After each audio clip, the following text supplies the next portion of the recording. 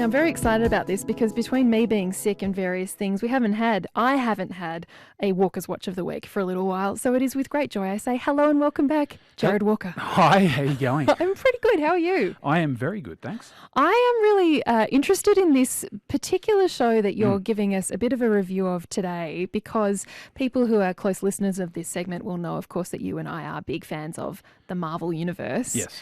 And this show makes a real splash in that universe. It does. Essentially, a little bit of back history. There's a film called Chef, and I highly recommend that. It's on Netflix. Essentially, filmmaker Jon Favreau, who directed Iron Man 1 and 2, The Jungle Book, and the forthcoming Lion King remake, reboot, whatever you want to call it. Also plays Iron Man's Man About Town Happy in the film. Yes, plays Iron Man's sort of aide. And essentially, he has a best friend named Roy Choi, who's a very well-known chef in LA. And Roy Choi trained him in the run-up to his role in Chef, and trained him on how to sort of do it with a bit of reality to it, and to basically not annoy chefs when they watch the film. They could see that, oh wow, he actually has knife skills and he's got the chops. Oh, okay, the chops, very funny. He's quite driven to become a good chef, and you can see that in the show. So essentially, it's an 8-episode sort of cooking show, travelogue, and they experiment with their favourite recipes and techniques, and they bake and cook and meet other chefs, and they have guests come on, and one episode they go to Atlanta and they have the Robert Downey Jr. and Tom Holland, Spider-Man, on, and they also the Russo brothers and also Kevin Feige, the head of Marvel. They sit around a huge table and they eat crazy delicious food. And that's the thing that really struck me, is everything in the show is so crazy delicious that you are extremely hungry by the end of it. And that's a sign of a good cooking show. It is, and it's really entertaining. And what I liked about it is it's very real. It's not overly overproduced or over-edited. It feels very warm. You can tell that Roy Choi and Jon Favreau are very chummy and they're good friends, and they just want to have a good time. And so his film Chef really landed and made an impact with people in the industry there. So he gets a lot of people, guys with tattoos, from that reference the film, and so it had a lot of impact. And I guess for him, he wanted to explore the chefing on a little side gig, and so he does it with this show. But it's on Netflix, and I highly recommend it. It was really good fun to watch. And if you haven't seen it on Netflix, you may have seen this little clip that's been doing the rounds of the internet. What is this TV show for? We don't Nobody know. knows. You don't know? We don't really know. It's like I started just filming. We were actually doing it when we were filming Spider-Man. That was the first time. We just brought a film crew with us down to Atlanta, and we cooked at the Optimist. And we had a dinner. Well, yeah, we were in Spider-Man together. Remember we were on Spider-Man? We weren't in Spider-Man. Yes, we were. Homecoming. You were in Spider-Man. No. Yeah. I was in Avengers. No, you were in Spider-Man also. It's become.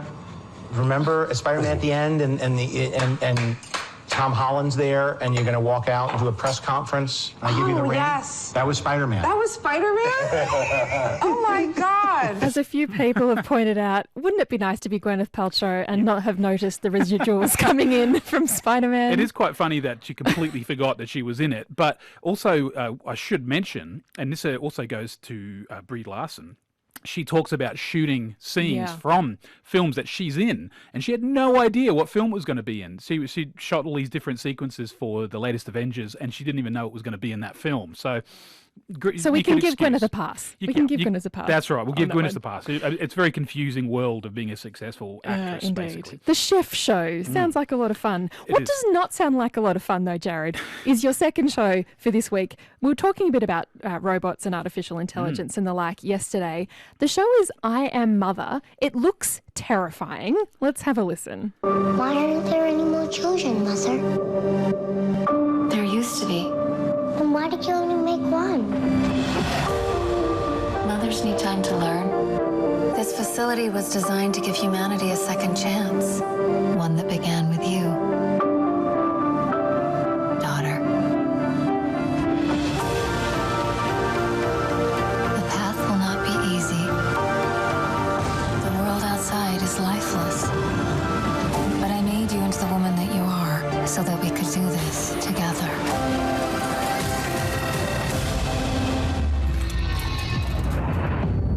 Mother? Oh,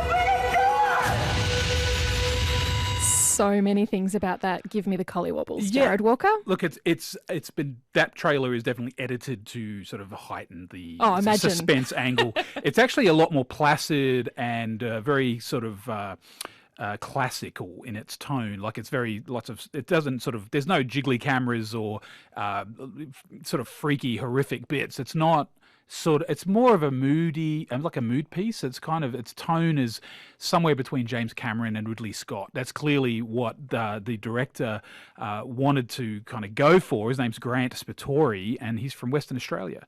And this script was called Mother, and it was written by Michael Green in the US, and it was on the Blacklist for quite a while. Blacklist is a list of great unproduced screenplays, and so it's like, well, look at all these scripts, look how great they are, no one has made them yet. And so they sort of rate them, it's a website, and they kind of give them a hierarchy according to how popular they are in terms of what the readers thought. And this one topped the list in 2016, I believe. And so it got made, which is impressive. It's shot in South Australia. And it's really slick. It looks very expensive, but apparently was shot on a pretty modest budget. And it's kind of got that David Fincher slow burn, very suspenseful. It looks so glossy, lots of metal and glass, and it's got a great sheen to it and sort of production values. But essentially what you hear in that trailer, so it's a subterranean bunker. There's been an extinction event. Who knows what it was? It's never really explained. There's a robot built by Weta, operated by a performer named Luke Hawker, and the voice is Rose Byrne. That's what you can hear in the trailer. And essentially that robot raises this young infant from embryo, of which there are thousands stored in this bunker, to a teenage girl. And so it sort of follows at the beginning of the film her growing up into teenage years, and then becoming more curious about what's outside.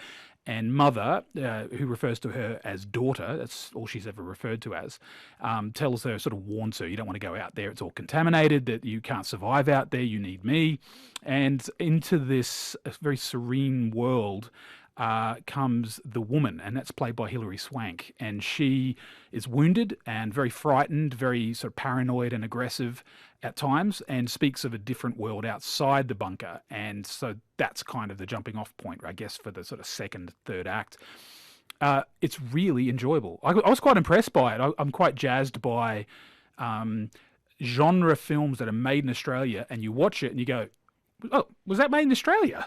Because you get that depressing kind of expectation of a certain level of, or certain kind of low budget, quote unquote, film. And it's not. It's really, really slick. I was very suspenseful and really enjoyable, really engaging. It had a sort of sense of mystery to it, and I really enjoyed it. It was great.